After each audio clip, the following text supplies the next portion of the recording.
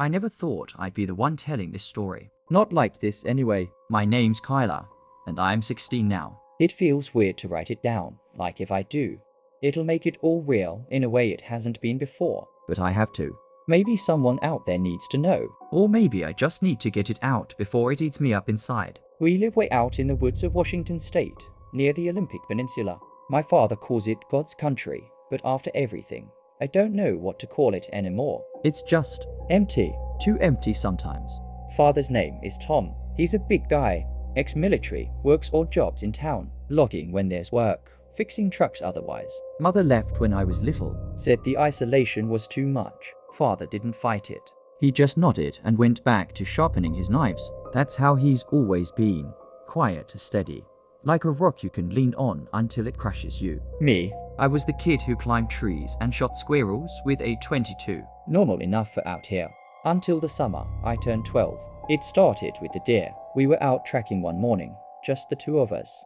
Father with his rifle slung over his shoulder, me carrying the pack with water and jerky. The woods were thick that day, ferns brushing our legs like wet fingers. We found the carcass first, ripped open, guts strung across a clearing like Christmas lights gone wrong. Not a bear kill. Bears don't twist spines like that. Don't leave the bones cracked open clean. Father knelt down, touched the edges of the wounds. Something hungry, he said. His voice was flat, but his eyes were sharp. I remember the way the air smelled. Coppery blood mixed with pine sap and something sour, like old meat left in the sun. We didn't say much after that. Packed up and headed home. But that night, I heard it. A low rumble outside my window, like a truck idling but deeper, vibrating through the glass. I froze under my blankets, heart pounding. Father was in the living room, shotgun across his lap, staring at the door. He didn't sleep much after that. Neither did I. A week later, it came back. We were eating dinner, canned chili and cornbread, when the power flickered. Out here, that's normal, but then the dogs started barking. We had 3 mutts, all tough as nails from the junkyard. They went silent one by one, like someone flipped a switch. Father grabbed the shotgun and nodded at me. Stay put, but I didn't. I followed him out onto the porch, the cold air hitting my face like a slap. There it was, at the edge of the yard, under the moonlight. Not like the blurry photos you see online. This thing was real, solid, 8 feet tall, covered in matted black fur that hung in clumps, like it was shedding from some disease. Its arms were too long, ending in hands that could palm a basketball easy, fingers thick and tipped with claws that glinted. The face, God, the face. Flat nose, wide mouth full of jagged teeth, eyes yellow and reflective, looked right on us. It wasn't charging or roaring. It was just standing there, head tilted, sniffing the air, like it was deciding if we were worth the effort. Father raised the shotgun, steady as ever. Get back inside, Kay. But before he could fire, it let out this sound. Not a growl, but a huff, almost like laughter. Low and wet, bubbling from its chest. Then it turned and melted into the trees, run so fast I blinked and it was just shadows. We sat up all night after that, lights on, guns loaded. Come morning, the dogs were back, whining at the door like nothing happened. But one had a gash on its flank, deep enough to need stitches. Father patched it up himself, muttering under his breath about old stories. He told me then, over coffee that tasted like ash. His grandpa had hunted them. Called them the Watchers, not Bigfoot, not Sasquatch like in the tabloids, just them. Hostile ones. The kind that don't run from loggers or campers. The kind that remember grudges. Father's grandpa lost an arm to one in 52, out by the river. It came for him years later, after he'd killed its mate. Father had the scars to prove it. 3 parallel lines across his ribs from when he was my age, fending one off with an axe while it tore into the barn. I thought he was messing with me at first, but he showed me the journal, tucked in a lockbox under his bed. Yellow pages, sketches in pencil, hulking shapes with 2 human eyes, notes on tracks wider than a man's boot, kills that didn't match any animal we knew. They're smart, Kay, he said. Smarter than us, sometimes. They learn, they wait. That night, he started training me. Not like school, real stuff. How to see the signs of them. Bent branches that weren't from wind, scat like tar with bone flecks, the way the birds go quiet before they pass. How to shoot, stance, breath control, headshots only because body shots just piss them off. How to move silent, belly to the ground if you have to, knife in hand for the close work. Our first hunt was a month later.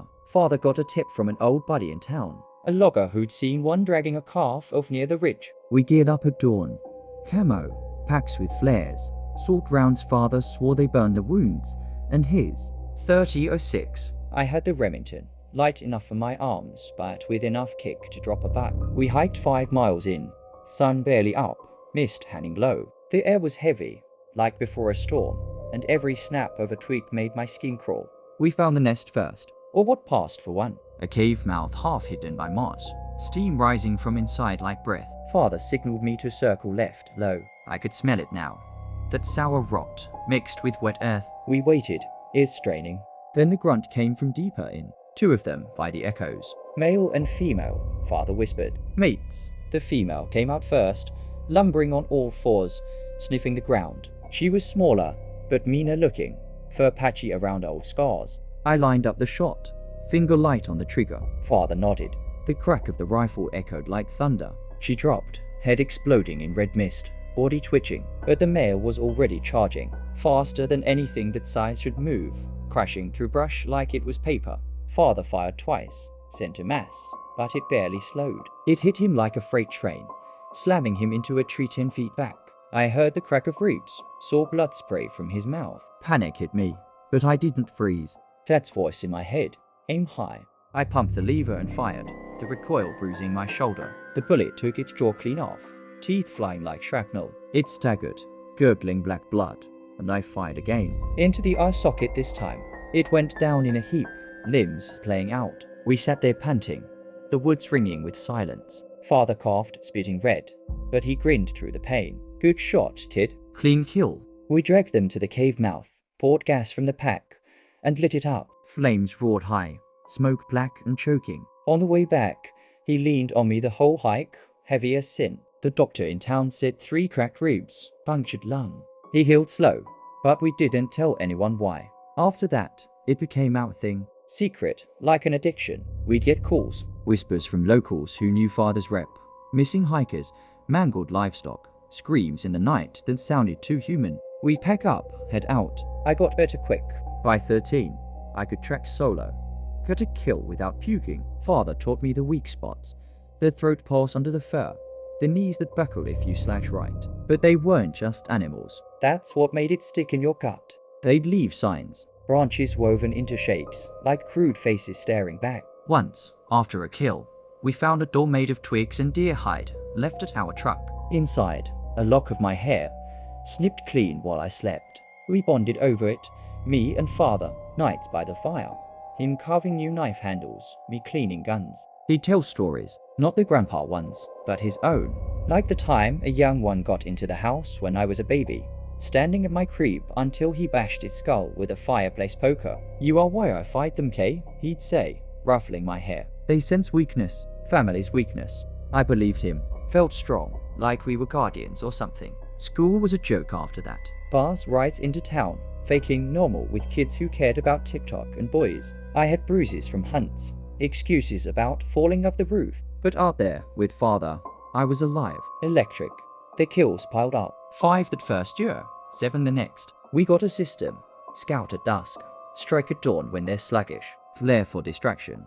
Salt rounds to slow the bleed, then the big guns. One was a runt, barely 5 feet, but vicious. Lured a camper of trail with rocks thrown like signals. We found the guy half-eaten, eyes gouged out. I took the shot on that one, watched it thrash and scream. A sound like a man choking on gravel. Father clapped my back after. "You a natural." But they adapted, started avoiding the usual trails, going nocturnal. We'd come home to traps sprung empty.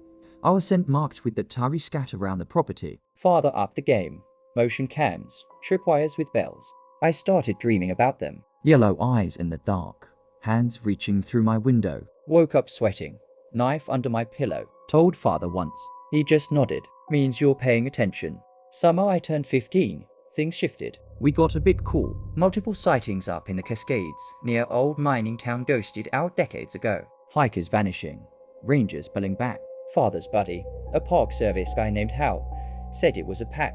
Not 2 or 3. 6, maybe more. Breeding. Expanding. They're organized. Hal said over the radio, voice shaky. Like they're planning. Father hung up, face grim. Road trip, he told me. Pack the truck. Extra ammo. Chainsaws for barriers. even bear spray laced with silver shavings. Superstition, but father swore by it. The drive was 8 hours, rain the whole way, wipers slapping like a heartbeat. We holed up in a cabin howl, loaned us boards over the windows. First night, they tested us. Scratches on the walls, low hoots echoing of the hills. I barely slept, shotgun across my chest. Dawn, we moved. Tracks everywhere, 14-inch prints, deep as boots in mud, leading to a ravine. We followed, silent as ghosts. That's when I saw the signs up close. Piles of rock stacked deliberate, like cans but twisted. Faces carved rough with claws. One had a ranger's badge embedded, bent and bloody. We split up at the river. Father upstream, me down. 2 hours, then meet back, he said. Kissed my forehead, first time in years. Love you, kid. I nodded, throat tight. My stretch was quiet at first. Just mist and the rush of water. Then the bird stopped. I froze, rifle up. A twig snapped behind me, too heavy for deer. I spun, but it was already there, leaping from a ledge 20 feet up, bigger than any before, shoulders like a bull, fur streaked grey like an old man's. It landed shaking the ground, mouth open making that half sound. I fired, missed the head, clipped the shoulder. It roared. Real this time. Shaking leaves from the trees, charged, faster than the others. Claws raking air inches from my pack. I backpedaled, tripping on roots, firing wild. One hit the leg. It stumbled but kept coming, slamming me into the riverbank. Water soaked me cold, mud sucking at my boots. It loomed over, breath hot and foul, yellow eyes inches away. I could see the intelligence there. Hate, pure and old, is away. I could see the intelligence there. Hate, pure and old. I stabbed blind with the knife from my belt. Into the wrist, twisting. It screeched, dropping me. I rolled, gasping, and pumped the rifle. The shot took its temple. It crumpled into the shallows, water turning red-black. I lay there shaking, rain mixing with tears. Radioed father. One down. South bank, static. Then nothing. Heart sank.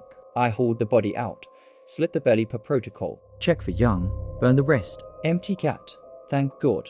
Dragged it to a pyre site, lit up. Smoke rose like a signal. 2 hours passed. Father nowhere in sight. I trekked upstream, calling for him. The woods felt scarier. It being too still, their air thick with that sour stink. Found father's back first. Spilled ammo cans open, knife blooded. Then I saw the tracks. His boots mixed with their prints. 3 sets, dragging something. Then the blood trail. Not enough to be fatal. My stomach twisted. I knew they had him.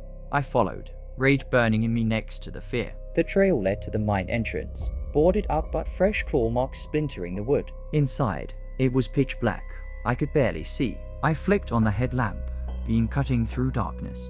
Tunnels branched, the air stale and stinky. Then I heard the noise. Low grunts, like voices overlapping. Human almost, if you strained. At least they sounded like humans trying to speak English. I gripped the rifle and moved slow. Turned a corner, and there they were. A whole pack of them. 5 left. Circled around father in a chamber lit by glowworms on the walls. He was tied up. I couldn't believe it. Ropes of vines binded him. Thankfully, he was alive. Bleeding but still breathing. I tried to inch my way to father. But they spotted me. They didn't attack. They just stared at me, eyes gleaming in the green light. The alpha of the pack, biggest, scarred across the chest, stepped forward, hid low. It dragged a claw through the dirt, actually drawing something. Drew a shape, a stick figure, one small, with long hair. It was me. Then it slashed through it. The message was clear. It wanted to kill me. Father groaned, eyes cracking open. Kay, run. It's a trap. But it was too late. Large figures moved from each side of me. More of them. Shadows peeling from walls. 6. No, 8. Young ones too. Half-sized but teeth bared. They rushed as one. A wave of fur and claws. I fired into the mass, dropping 2 of them quick. Right into their heads and chests. But they swarmed, knocking the rifle out of my hands. Claws raked my arm. Fire exploding pain. I slashed with the knife. Felt it sink into flesh, hot blood spraying. Father roared, straining ropes. Get out. I fought blind, headlamp swinging wild. One latched my leg, teeth grinding bone. I stomped until it retreated, but another pinned my arm. The alpha loomed, huffing that weird huff, his jaws wide. Then father somehow freed himself, vines napping under his weight. Lunged with a loose rock, smashing its knee. The alpha howled in pain, turning on him. I picked up the rifle, one-handed, and fired point blank into its back. It arched, first smoking from the salt round, but it didn't go down. Father jumped on its back, both crashing into the wall. Rocks cracked, causing dust to fall. The pack faltered, screaming out with those heavy vocals as they did. I shot 2 more, then the young ones scattered into tunnels nearby. The alpha got farther from its back, father dangling in its grip like a rag. It shook him, bones popping. I aimed at it, breath steady despite the pain. Let go. It tilted its head, eyes locking onto mine. For a second, I swear that it understood me, but it didn't let my father go. So I fired. A bullet ripped through its right eye, brain matter splattering. It toppled over and fell, causing a heavy vibration, father tumbling free.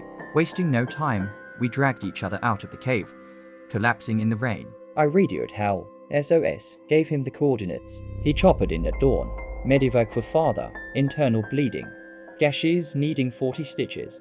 Me, however, I had a broken leg, arm shredded up, infection setting in fast. Hospital was a blur. Antibiotics. Morphine dreams of yellow eyes. But I wasn't worried about me. Thankfully, father pulled through, barely. The doctors called it bear attack. We nodded, agreeing with them. Back home 3 weeks later, summer fading to fall. Father walked with a cane, me on crutches. The woods seemed quieter. Birds came back. So did many other wildlife, but we knew better to think that they were fully gone. We found the doll again that first night. On the porch, bigger, with my bloody bandage wrapped around it. We burned it, salted the yard. Hunted light after. Just patrols. No deep chases anymore.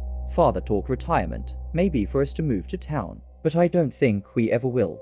I turned 16 last month. Got a cake from the diner, candles flickering, and I felt normal for a minute. But last week, it started again. Deep scratches on the truck, deeper this time. Outside at night, closer to our house. Father's sleeping with the shotgun again. Last night, I woke to him gone. His bed was empty, his door ajar, Tracks outside. his boots, and one set of 14-inch prints, side by side, heading deep into the trees. I geared up alone. Rifle heavy in my hands. Knife sharpened. The moon's full tonight, silver on the ferns. I'm following now, quiet as I can. The air's thick with that sour smell. Up ahead, I heard a low huff. I guarantee they're waiting. They always wait. If you're reading this, check the date. If it's after November 15th, 2025, and no one's heard from Tom and Kayla out on the peninsula, Send help, or don't. maybe it's too late. Maybe we're already theirs.